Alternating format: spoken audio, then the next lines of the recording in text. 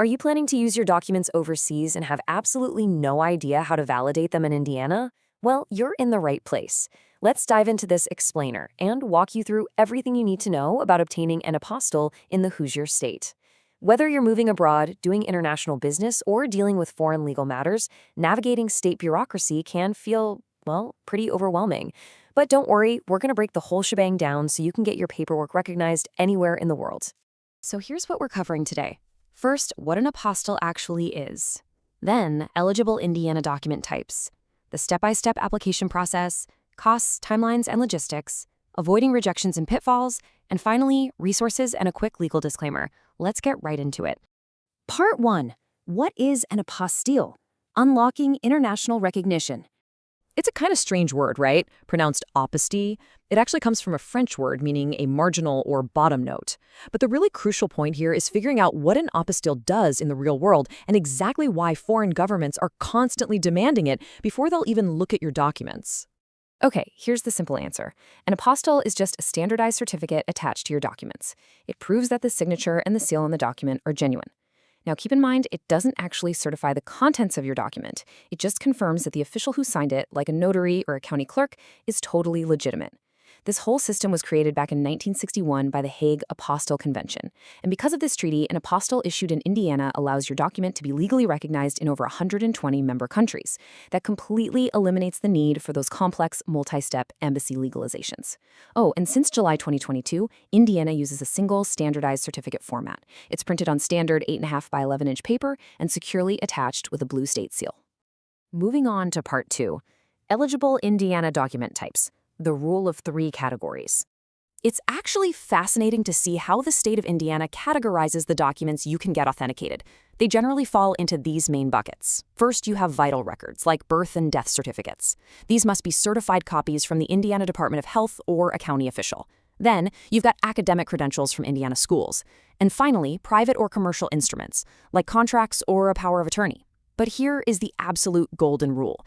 The Indiana Secretary of State can only authenticate records that originated or were notarized right here within its state borders. So if you have an Ohio birth certificate, you gotta go to Ohio. Makes sense, right? There is also a really stark contrast in requirements depending on your exact document type. Notice how vital records like birth and death certificates don't need a notary at all. Plus, they're completely exempt from state filing fees. They cost literally $0. Academic transcripts, on the other hand, do require a school official to sign in front of a notary, but they are also free to file. Meanwhile, private contracts absolutely require an Indiana notary public, and they do carry a small state filing fee. Section 3.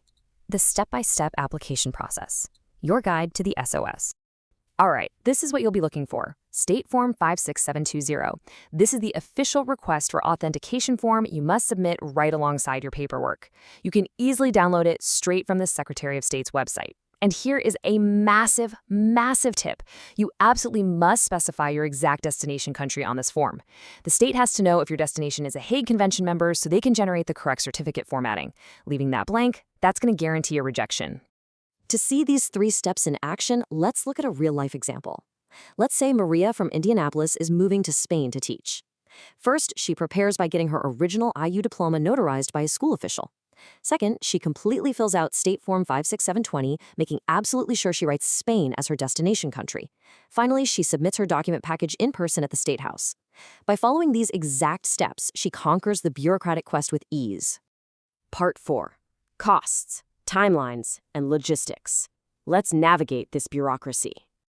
Believe it or not, the standard filing fee in Indiana is an incredibly low $2 per document. $2? For an official government process, that is a surprisingly cheap administrative cost. And as we mentioned a moment ago, many documents, like birth certificates and diplomas, are entirely exempt from even this $2 fee. Oh, and if you're mailing your request in, you can just pay by check or money order made out to the Secretary of State. Now, depending on how fast you actually need your apostille, you have a few options. You can mail it in, and the state is remarkably fast. They usually process mailed documents in just 1 to 2 business days from receipt. Just make sure you include a self-addressed stamped envelope or a prepaid shipping label. But if you're in a real rush, you can visit the Indianapolis office in person. If you schedule an appointment online beforehand, they'll process up to 10 documents for you while you wait. If you just walk in without an appointment, they'll still help you out, but they cap that while you wait service at 5 documents, just to manage their workflow. Section 5, avoiding rejections and pitfalls.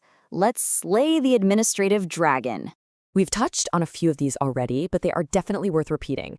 First, do not forget to list your destination country. Second, ensure every single signature is an original wet ink signature.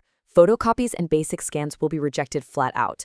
If you use a notary, ensure they fill out their certificate completely, including the exact date and the county venue. And please, pay close attention to this last one. The state securely attaches the physical apostille certificate to your document with 2 staples on the left side. A major pitfall to avoid is removing those staples. If you take the staples out, even just to scan the pages separately, you instantly invalidate your authentication. So leave the staples alone. Here's a very common trap that trips up a lot of people.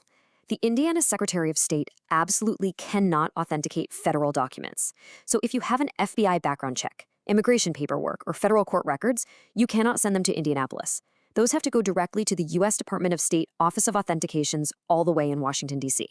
And be prepared, because while Indiana takes just a day or two, that federal pipeline routinely takes 5 to 8 weeks. So definitely plan accordingly. Section 6, Resources and Legal Disclaimer. Let's get you equipped for success. If you happen to have a massive batch of documents, a highly complex legal query, or you just want to schedule an in-person appointment, you should reach out directly to the Authentications Department. They're located at the Indiana Government Center South in Indianapolis. You can give them a call at 317-234-9768 or shoot them an email at inbiz@sos.in.gov. Their staff is actually quite helpful if you need them to review your requirements before you officially submit. Now, right before we wrap up, a very important note. As with all bureaucratic processes, government procedures, filing fees, and regulations can and do shift. So please use this explainer as your foundational guide, but always double-check the latest requirements directly with the Indiana Secretary of State's office, your destination country's consulate, or your legal counsel before you finalize any big plans. And with that, you are fully prepared. You now have the exact roadmap to conquer the apostille process in the Hoosier State. You know what documents qualify, how to fill out the forms, how much it costs, and exactly what mistakes to avoid. This leaves you perfectly equipped to validate your documents and confidently take on the world. But it does beg an interesting question. In our increasingly borderless digital age, how much longer will physical stamps, staples, and 1960s international treaties really remain the gold standard for global trust? Well, until the system evolves, you are fully prepared to navigate it.